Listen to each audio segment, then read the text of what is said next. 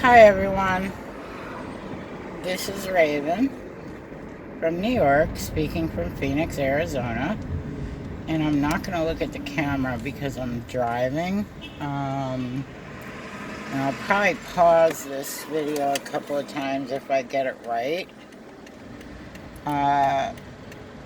because I need to be working. I don't have time for this, and something came up, and it always seems to come up on the days that I work, not on the days that I don't work and have time to do videos, which is Monday, Tuesday, and Wednesday.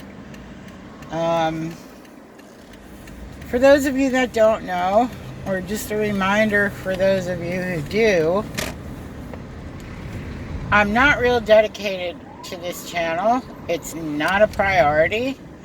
So I usually only make a video when something comes up that is an opportunity, which is rare. Like, talking about Barrett Jackson. We're talking about Veo. Oh boy, Friday night traffic on Greenway where there's construction. Man, 10 years ago you'd never see anything like this. But we've been invaded here in Phoenix by people moving from other places. But yeah, usually when I end up making a video, it's because something comes up in the community that pisses me off. And it goes back to when I first got on these platforms and realize that my truths about this industry cannot compete with all the bullshit that's going on there, and everything is an I told you so. Okay, so today Harry Campbell, Rideshare guy, did a podcast with some dude who I don't know who the F the dude is. But both of them claim to be transportation industry or rideshare experts or whatever. Or at least Harry did. Oh yeah, I have 5 years experience. That's nice. Harry's a good guy. And I honestly believe he means well. One thing that I will say about him, when the shit hit the fan because Uber and Lyft started cutting pay, Harry disappeared and left his channel to his contributors. And he stays out of stuff that's really controversy. He only shows up when there's something that's interesting that he can present in a factual context as opposed to an opinion.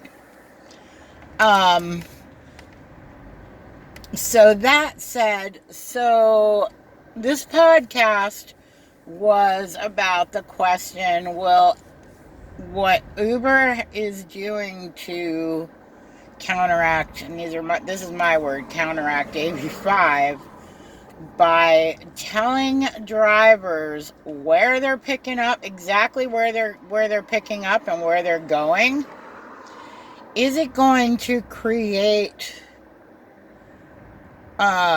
prejudice against riders?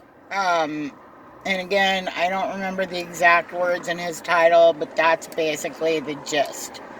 The question is it going to allow drivers to cherry pick to the point that it's discrimination against some riders or certain demographics of riders or in certain neighborhoods, yada yada? Of course it is. Okay? I've been trying to tell you people since I found out about this community, and I have rebutted to every driver on every comment that I've ever come across or on any video that talks about well, we're independent contractors. We should get to choose, whether we want to take the ride, whether it's worth it for us. No. Okay? I've been in this business 30 years, and I've been in some other businesses in between temporarily or on the side, all as independent contractors. Okay? And the fact of the matter is, when you sign the contract, you agree to certain factors that put you in a position where you have to step over the line and act like an employee. Okay? I mean, it's been a big joke in the cab business all along. Okay? We're independent contractors expected to act like employees. It was the same when I worked for a courier service as an independent contractor. And there's a reason for it. And the reason for it is equal opportunity for all customers that want to use the service. Okay? And you can say, well, I have the right to refuse service to anyone. Of course you do. Except that all customers have the right to service as well. And unless they act in a manner that makes them dangerous, or they've disrespected the provider, then they should be able to have that service. I mean, one of the things they were talking about in this podcast is how, well, first of all, a couple of things. One is the taxi industry always picked and choose. No. The taxi industry did not always pick and choose their rides and refuse service to certain areas. The taxi industry acted on things that were safety concerns if they didn't go to a certain neighborhood. Okay? And the taxi industry generally doesn't care where they're picking up. They care more about, or rather, they don't care where they're going. They care where they're picking up. It's not about where you're going. We'll go anywhere. It's where we may or may not pick up. Because we don't feel safe there. Or, as Walmart is an example, we don't want to deal with the lady on welfare with her groceries. Okay? Because she doesn't tip. Well, I'll tell you a little secret. These people that nobody wants to get picked up have gotten so accustomed to not being picked up and drivers having an attitude towards them that I use that to my advantage, and I go pick them up because they tip me because I'm nice to them and I help them. Okay? And I get 5 stars on these ridiculous rating system platforms. Okay, I'm going to take a break here because I need to vacuum my car. I will be back. Look at the sunburst on my screen from where I am. Yeah, I still smoke, and I'm going to light my cigarette in my car. Even if nobody likes it, too bad. I smoke. I'm working on it. I'm down to weaning myself off now. Anyway, yeah, it's really unfair to say this is what the taxi industry always did.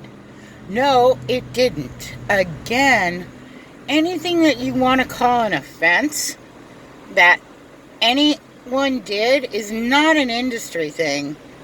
It's an individual person thing. Okay? And again, remember, I've been in this business 30 years, and I've seen and heard and know a lot. And I know what goes on behind closed doors, and I know what drivers talk about in private about customers. See, because we didn't have YouTube. Okay? What we had was stands. okay? And places where drivers would gather and sit and bullshit and shoot the breeze, waiting for the next ride to walk out the door of the venue, okay? So, the reality is, a lot of these offenses that have anything to do with anything, I don't care whether it's cherry picking, whether it has to do with calling the customer and finding out where they're going so you can decide if it's a good enough ride for you, running up meters, taking out of towners a long way around from the airport to their hotels, sexual harassment and assault. We are talking about very specific demographics overall across the board. I'm not saying that it's only those demographics, okay, but what I am saying, it is individuals. There are always the bad apples that spoil it for the bunch. Okay, the taxi companies that I worked for were very reputable. Particularly Discount Cab. They built their business on equal opportunity customer service. Okay, they built their business picking up little old ladies at the grocery store and assisting them and being kind and considerate and helpful. Okay, so, you know, it's really offensive when I hear stuff like this. Okay, because in my world, my taxi driver peers are very much like what a lot of the rideshare gig people are, people who've been displaced from other situations. And a lot of people are educated and, made 5 and 6 figures. And now they're sitting behind the wheel of a cab. And don't fool yourself. You're sitting behind the wheel of a cab if you're driving for Uber or Lyft. You are a cab driver. It just isn't a prettier looking, more efficient package that pays you less. So yeah. Don't blame the industry. Okay? And going back to, again, the point of this, the reason that drivers are not given all that information is so that every rider has an opportunity to get picked up. Everybody needs to go where they need to go. Okay?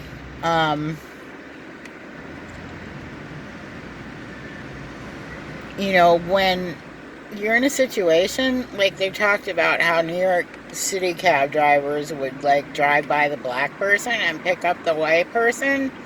No, they're driving by they're picking up the person who, one, they feel the safest with, and two,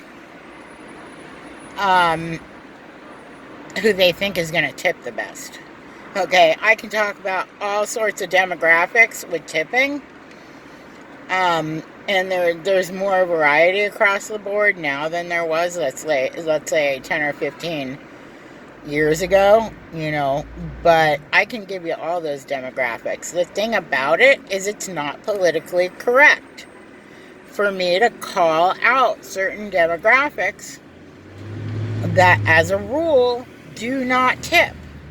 And so on and so forth.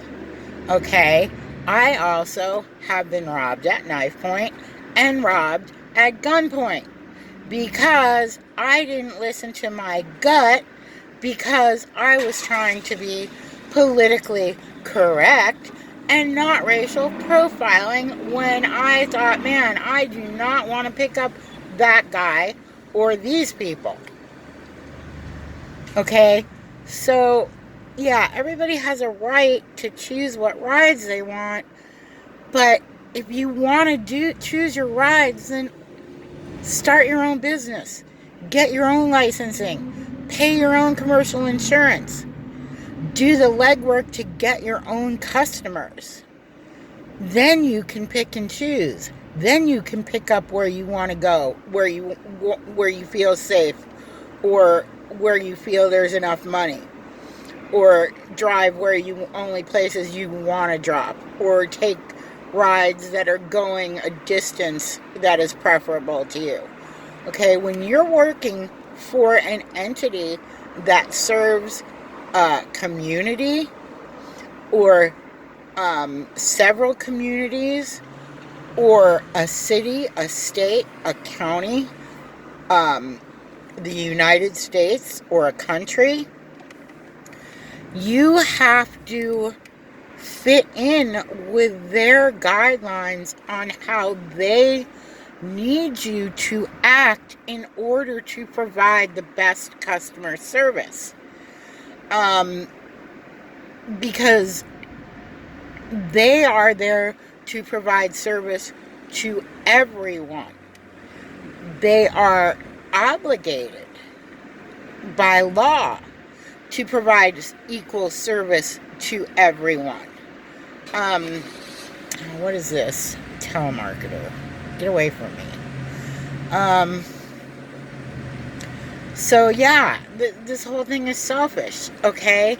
And this whole thing, because of driver selfishness and because of all these experts who were uneducated, thinking they're experts in passenger transportation, who did not know the correct thing to ask for drivers, which is more money per mile, more money per minute, so that we can buy our own employee benefits and have the tax advantages that businesses have, and our freedom. Okay, but see, when you run a business, you're not necessarily free. I mean, how do you think it's going to work if you decide that you want to go into the restaurant business and you're only available between 10 and noon? Okay? Because you only want to work 2 hours, and you only want to wait on certain customers, and you only want to cook certain stuff, and yada, yada, yada, yada, yada. Okay? I've worked in retail. Okay? You got to be there the entire shift. Okay? You know, when I worked in retail last time around, I was working 8 in the morning till we kept the store open till 11 o'clock at night. And for many of those hours, not a single customer walked in. Okay, but people start getting off work at 3, 4 o'clock, and yeah, the place is packed. I got a line. That's the way it works, and it evens out. You got to be there in the busy times and the slow times. Okay, if this business is not for you, go home. That's the way it's always been. Drivers would come out, they'd think it was a good opportunity, cash paid daily. Yeah, okay. They'd come out here and they'd work for a couple of days and they'd be like, fuck this, and they would move on. Or they'd be like, man, I love this, I'm making awesome money, I'm having a really good time, yada yada, and they'd become one of us. Okay, that's not what's happening here. What's happening here are these drivers, not only do they have employee mindsets and want everybody to do everything for them. Okay, they want everything on a silver platter. They don't want to work. They want to get paid for sitting in their car. Okay, well, I might be sitting on my ass, but I'm still working. Okay, and as you guys all know, with all the issues with customers that we have, false reports, that kind of shit, this is work. It's stressful, as much as it can be fun and profitable. But yeah, I think I'm going to wrap it up now. Everybody, thank you for watching, and please like and subscribe, and I don't know, maybe tomorrow I'll make a video on something that's just interesting and informational. Actually, I do have a subject to cover, and it really is just might be interesting to some people, or it might not be interesting to some people. It's relevant to the passenger transportation industry, but probably fewer people need to know this information than you know, really matter. Well, of course, they matter. But, you know, it might be of interest to a few people, but not the rest of you, just because the rest of you aren't interested in developing your own businesses. But I won't tell you what it is yet until I do it, because the reality is, who knows when I'm going to get motivated to make another video. Usually I just get motivated to make videos because I'm pissed off about something that came up in the community. Alright, I'm going to wrap it up. I got to get to the chiropractor and then to work.